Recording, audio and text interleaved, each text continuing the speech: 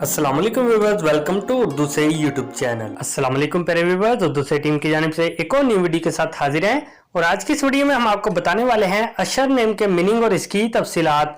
अशर के इंग्लिश में स्पेलिंग बनते हैं ASHAR। जेंट्स लड़का है, जुबान है अरबी और इसका मतलब है मुस्लिम। अशर के मायने हैं अक्लमंद, साहिब शऊर, शेर की तरह बहादुर, शदीद। अशर नाम का शुमार लड़कों के नामों में होता है। अशर नाम की इब्तदाई तारीख अरबी जुबान से निकलती है। अशर नाम के अफराद के लिए खुशकिस्मत नंबर 4 माना जाता है, जबकि खुशकिस्मत दिनों में सोमवार और जुमेरात शामिल है। खुशकिस्मत धातों में हिस्सों के हिसाब से कांसी शामिल है। अशर नाम के अफराद के लिए मुआफिक रंगों में पीला, सफेद और हल्का सब्ज रंग शामिल है। अशर नाम के अफराद के लिए मुआफिक पत्थरों में सब्ज पत्थर शामिल है। अशर नाम में 5 हरूफ है, ये एक लफ्ज बनता है।